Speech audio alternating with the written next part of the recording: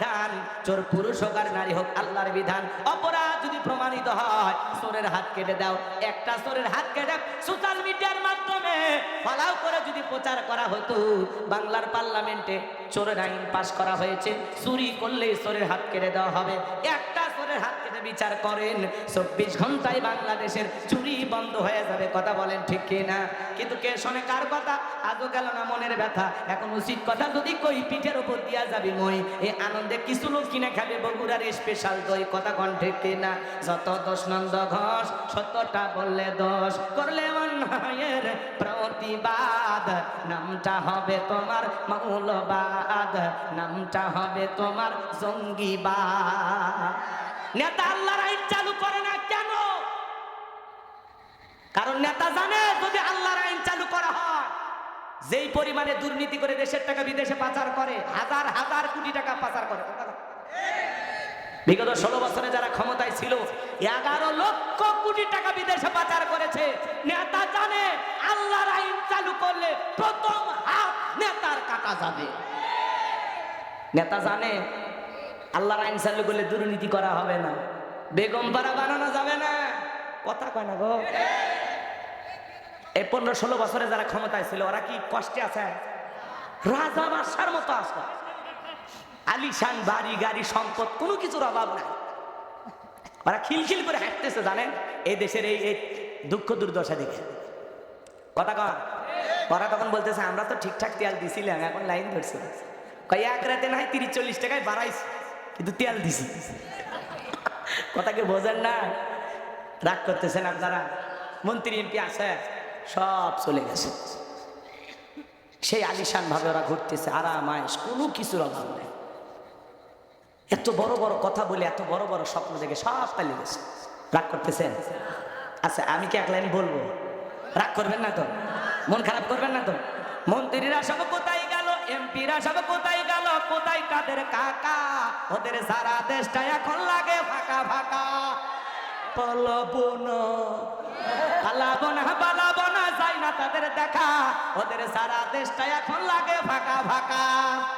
আইন মন্ত্রী আটকে গেল আইনেরই ফাঁকে, দাড়ি সারা দরবেশটারে ভণ্ড ভণ্ড লাগে। শুনেছি ভাই কত নেতা নেত্রী খাইতেছে ভাই ডান্ডা, বিচারপতি কালামানিকের ফাটিয়েছে নাকি আন্ডা।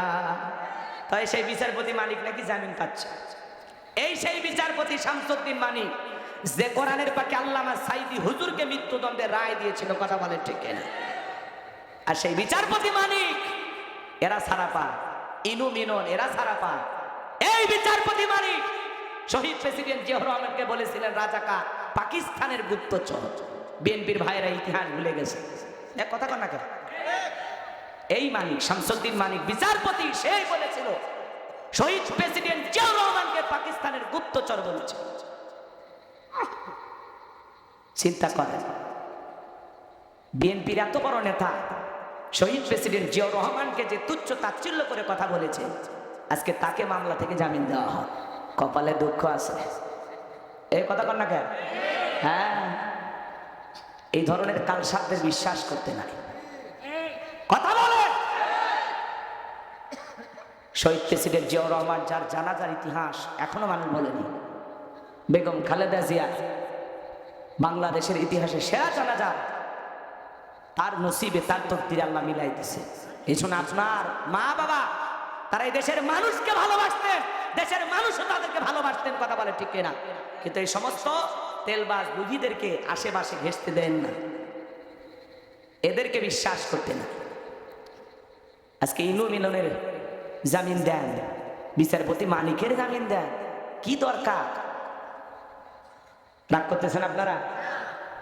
এরা যদি জামিন পায় আরো যারা আছে ছাড়িয়ে দেন, সবাইকে ছাড়িয়ে দেন।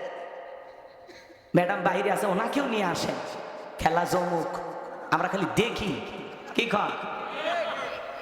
রাগ করেন না ভাই, কষ্ট মনের মধ্যে অনেক কষ্ট। যারা আলেম বিদ্বেষী আজকে তাদেরকে কেন জামিন দেওয়া হবে? কথা বলেন। যারা স্বৈরাচারের দোষর ছিল তাদেরকে জামিন কেন দিতে হবে?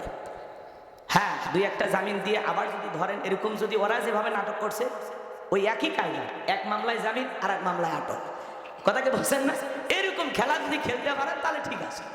এইভাবে খেলতে গেলে